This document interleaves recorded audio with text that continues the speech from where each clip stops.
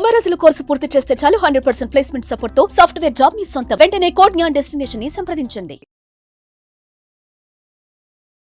Hello నమస్తే, welcome to Suman TV. ప్రస్తుతం మనతో పాటు motivational speaker and personality development coach Ram మెట్టు గారు ఉన్నారు. వీరితో ఈరోజు కొన్ని విషయాలు మనం డిస్కస్ చేద్దాం. హలో అండి రామ్ గారు, నమస్తే. సో ఒక రిలేషన్షిప్ లో లవ్ కానీ రెస్పెక్ట్ ఇంకా ఆ కేర్ ఆ ఫీల్ అంతా కూడా లాంగ్ టర్మ్ లో సస్టైన్ అవ్వి ఉండాలి అంటే మనకి ఆపోజిట్ పర్సన్ కాంట్రిబ్యూషన్ అనేది ఎంత ఉండాలని అంటారు? బోత్ జెండర్స్ అంటే బోత్ సైడ్స్ నుంచి కాంట్రిబ్యూషన్ నెసెసరీ అండి to hold a relationship. It's more like, you can only clap with two hands, right? Exactly. So efforts both sides నుంచి ఉండాలి. That is when relationships can sustain. అయితే ఒకటి మనం అర్థం చేసుకోవాల్సింది ఏంటంటే expectations are not the same. అంటే ఇప్పుడు ఒక రిలేషన్లో ఒక అబ్బాయికి ఒక అమ్మాయికి చూసుకుంటే ఎక్స్పెక్టేషన్స్ ఎప్పుడు కూడా సేమ్ ఉండవండి, రెస్పాన్సిబిలిటీస్ కూడా ఎప్పుడు సేమ్ ఉండవు. So we should understand. అంటే ఒక అబ్బాయి ఏం ఎక్స్పెక్ట్ చేస్తుంటాడు, యాజ్ ఎ హస్బెండ్ కానివ్వండి, యాజ్ ఎ పార్ట్నర్ కానివ్వండి, ఏం ఎక్స్పెక్ట్ చేస్తాడు, అలాగే ఒక అమ్మాయి నుంచి ఏం ఎక్స్పెక్ట్ చేస్తూ ఉంటాడు ఇన్ ఎ రిలేషన్షిప్. సో ఇవి క్లియర్లీ కనుక if people understand, most relationship sustain అవుతాయి.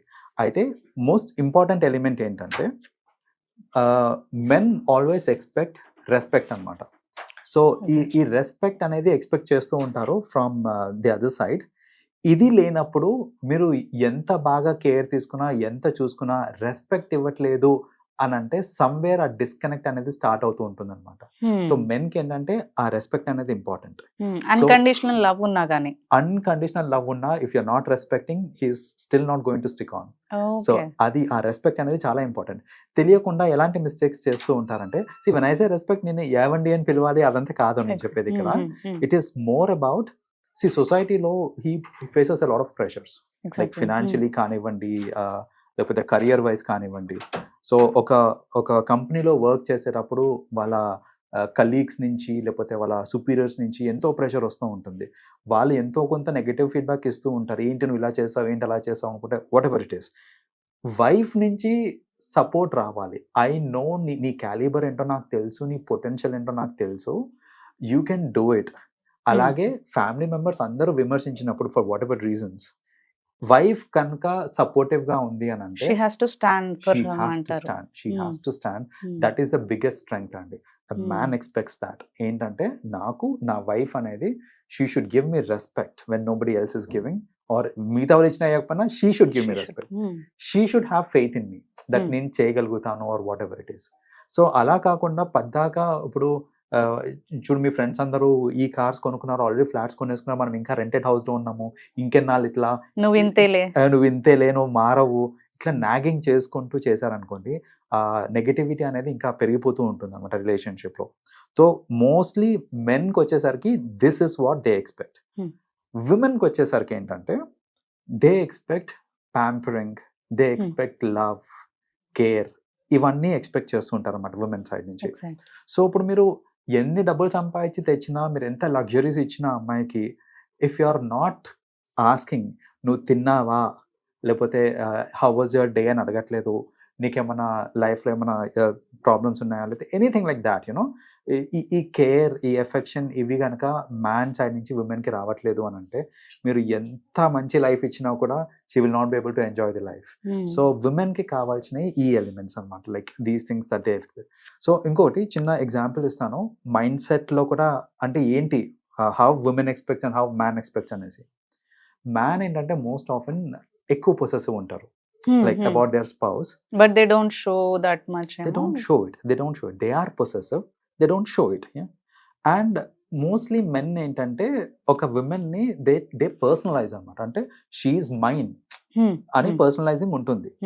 బట్ ఇక్కడ చిన్న థాట్, విమెన్ కూడా అలాంటి పర్సనలైజింగ్ చేసుకుంటారు, ఇతను నా వాడు, హీఈస్ మైన్ అనే పర్సనలైజింగ్ అవుతుంది. కానీ ఇక్కడ చిన్న వేరియేషన్ చెప్తా చూడండి. సపోజ్ ఒక రిలేషన్షిప్ లో ఎలిమెంట్ ఆఫ్ డౌట్ వచ్చింది, like you are with someone else క్యా అనేసి ఒక డౌట్ వచ్చింది అనుకోండి. The question that women asks, women ఏం అడుగుతుంది అంటే, నీకు నా మీద ప్రేమ తగ్గిందా, లేకపోతే నీకు ఆమె మీద ప్రేమ పెరిగిందా అనేసి డౌట్ వచ్చినప్పుడు దిస్ ఇస్ ది క్వశ్చన్. ఒక మ్యాన్ ఏం అడుగుతాడంటే విమెన్ ని, నువ్వు పడుకున్నావా, దిస్ ఇస్ ద క్వశ్చన్. నీకు నా మీద ప్రేమ తగ్గిందా అనే క్వశ్చన్ రాదు. Were you physical with him? నాకు డౌట్ వచ్చింది, సో నేను క్లారిఫై చేసుకుంటున్నా. So did you ever be physical with so and so person అనేసి, that is the question. So ఎందుకు ఈ క్వశ్చన్స్ లో వేరియేషన్స్ వచ్చినాయి అంటే బికాస్ ది థాట్ ప్రాసెస్ లో వేరియేషన్స్ ఉన్నాయి కాబట్టి. సో ఈ వేరియేషన్స్ మనం అర్థం చేసుకోవాలి. ఏంటంటే ఉమెన్ కి కావాల్సింది love, she wants affection. So అది మనం ఇచ్చినప్పుడే ఆ రిలేషన్షిప్ అనేది స్ట్రాంగ్ గా నిలబడుతుంది. అలాగే మ్యాన్ కి కావాల్సింది ఏంటంటే రెస్పెక్ట్. మ్యాన్ ఈ క్వశ్చన్ ఎందుకు అడుగుతాడు అని అంటే it's a disrespect for him if you are leaving this person and going with someone else to be physical. Exactly. So it in a way it's kind of disrespecting or నీకు సత్తా లేదు or whatever it is, that kind of దీనికి వెళ్ళిపోతారు అనమాట. You can't satisfy me kind of thing. So that is the reason why ఈ question అదేంటంటే అనుకోకుండా వచ్చేస్తుంది. he'll not think అన్న వే లైక్ అంటే నేను ఏమన్నా అర్థం చేసుకోవట్లేదేమో, లేకపోతే నేను ఏమన్నా ప్రేమలో తక్కువ చేస్తున్నానని అనుకోకుండా ఇలాంటి థాట్ ప్రాసెస్ వస్తుంటది అనమాట. కాబట్టి అంతవరకు వెళ్లకుండా జనరలీ ఏంటంటే మీరు మీ సైడ్ నుంచి విమెన్ కి కావాల్సిన లవ్ ఇచ్చేస్తే, లేకపోతే మ్యాన్ కి కావాల్సిన రెస్పెక్ట్, మ్యూచువల్ రెస్పెక్ట్ ఇచ్చేస్తే ఇది ఉంటుంది. ఇంకొకటి, we should never take people for granted. This is another thing which generally happens. ఏంటి అంటే ఒకసారి యునో వైఫ్ అండ్ హస్బెండ్, ఇంకా పెళ్ళి అయిపోయిన తర్వాత వైఫ్ అండ్ హస్బెండ్ ఉన్నప్పుడు generally I have seen that people take things for granted. అది ఏ లెవెల్లో గ్రాంటెడ్ అవుతుంది అని అంటే, సపోజ్ పెళ్ళి అయిపోయిన తర్వాత when we go for a vacation with friends, most often ఏమవుతుందంటే పెళ్లి కాకముందు నేను చూపించిన care to the same girl will actually reduce. Now I'm more focused on enjoying with my friends and location. పెళ్లి అయిపోయింది, సో అప్పుడేమో తన వెనకాలే తిరిగి కంఫర్టబుల్ ఉన్నారా అది ఇదని అడుగుతూ తన వెనకాల తిరుగుతుంటారు. అప్పుడే ఉన్నారులే ఏదో ఉన్నారు పక్కన అన్నట్టు చూస్తారు. అలా చూసి అది రెండో తప్పండి. అది రెండో తప్పు. ఏంటంటే don't take people for granted. అంటే పెళ్లి అయిపోయినంత మాత్రాన it's not that you can నా ఎటు పోలే ఉంటుంది నాతోటే అనేసి అలా గ్రాంటెడ్ గా తీసుకున్నప్పుడు ఇట్ యాక్చువల్లీ హర్ట్స్. కాబట్టి see the change in attitude. పెళ్లి కాకముందు నేను నా ఫ్రెండ్స్ అందరికి నో చెప్తుండే just to be with her. Now I'm saying no to her just to be with my friends. అలా ఆ ఫ్లిప్ అనేది అంత ఇది అవ్వకూడదు. ఎప్పుడైనా బ్యాలెన్స్డ్ గా ఉండాలి. Like you know friends are important, I understand. So friends కి ఎంత టైం ఇవ్వాలో అంత టైం ఫ్రెండ్స్ కి ఇచ్చి, స్పౌస్ కి ఇవ్వాల్సిన టైం స్పౌస్, ఫ్యామిలీకి ఇవ్వాల్సిన టైం ఫ్యామిలీకి, ఈ బ్యాలెన్స్డ్ వేలో వెళ్తే రిలేషన్స్ కరెక్ట్ గా ఉంటాయి. ఎగ్జాక్ట్లీ. సో ఇప్పుడు మీరు అన్నారు లవ్ అండ్ రెస్పెక్ట్ ఉండాలి అని. అది ఉంటుంది స్టార్టింగ్ ఏజ్ లో ఎలాగో ఉంటుంది. అది సస్టైన్ గా ఉంచుకోవాలి అంటే ఏం చేయాలంటే, ఫస్ట్ ఆఫ్ ఆల్ అది సస్టైన్ అవ్వాలి, ఆ రెస్పెక్ట్ అనేది సస్టైన్ అవ్వాలి అని అంటే most important thing is our actions అండి. సో జనరల్ గా if you are changing your actions, like ఇప్పుడు నేను చెప్పినట్టే ఈ ప్రీ వెడ్డింగ్ కి పోస్ట్ వెడ్డింగ్ కి యాక్షన్స్ లో చేంజ్ వచ్చేసరికి ఆబ్వియస్లీ ఇవన్నీ కూడా చేంజ్ అయిపోతుంటాయి. రెస్పెక్ట్, లవ్ ఇవన్నీ కూడా చేంజ్ అవుతుంది.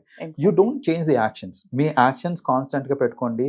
The love, the care, everything that you were showing before, దాన్ని అలాగే కాన్స్టెంట్ పెట్టుకున్నారనుకోండి, automatically that runs in a loop అనమాట. సో సస్టైన్ అవుతుంది. అలా కాకుండా మన యాక్షన్స్ లో చేంజ్ చేసినా, లేకపోతే మన ప్రయారిటీస్ చేంజ్ చేసుకున్నాం. అఫ్ కోర్స్ లైఫ్ లో ఏంటంటే డిఫరెంట్ టైం పీరియడ్స్ లో డిఫరెంట్ ప్రయారిటీస్ చేంజ్ అవుతాయి. కొన్ని ప్రయారిటీస్ చేంజ్ అనేది it is not in our control. For example before kids spouse కి ప్రయారిటీ ఇస్తుంటాం మనము, బట్ ఆఫ్టర్ కిడ్స్ ఖచ్చితంగా ప్రయారిటీ షిఫ్ట్ అవ్వాల్సిందే. ఇది అర్థం చేసుకోవాలి. ఏంటి అంటే ఆఫ్టర్ కిడ్స్ ప్రయారిటీస్ చేంజ్ అవుతాయి అని అర్థం చేసుకోవాలి. ఆ అండర్స్టాండింగ్ లేనప్పుడు కూడా మనకి ఏంటంటే సమ్ టైమ్స్ రిలేషన్షిప్స్ డ్యామేజ్ అవుతూ ఉంటాయి. ముందు అది సామెతలు కూడా ఉంటాయి కదా. సో బేసిక్లీ ఏంటంటే they have to understand that priorities at a given time change అవుతూ ఉంటాయి. యూనో ప్రొఫెషన్ వైజ్ కూడా ఒక్కొక్కసారి ఏమవుతుందంటే when I change a job or when I change my career, sometimes maybe it demands more of my time. So adi ardham chesukovali. Ala kaakunda mundu naaku enta time ichevadivi ippudu iyyatledu. So ila kaakunda general ga entante ilanti cases lo we have to communicate. See, na career change ayindi, this is what the demand is. మన future బాగుండాలి అంటే నేను ఖచ్చితంగా దీనికి ఇంత time allocate చేయాల్సి వస్తుంది, but నేను I will compensate, please understand, నేను కాంపన్సేట్ చేస్తాను అన్నట్టు ఆ కమ్యూనికేషన్ కనుక ఇద్దరి మధ్యలో ఉంది అని అంటే ఖచ్చితంగా ఆ రెస్పెక్ట్ అదంతా సస్టైన్ అవుతుంటుంది. ఆ టైం ఇవ్వకపోయినా ఆ కమ్యూనికేషన్ లో ఆ లవ్ అనేది చూపించాలి, ఖచ్చితంగా చూపించాలి. చెప్తే ఫైన్, చెప్పకపోతే మళ్ళీ ఊహాగానాలు అన్ని స్టార్ట్ అవుతాయి. That's true. Thank you అండి. Thank you రామ్ గారు. Thanks for coming.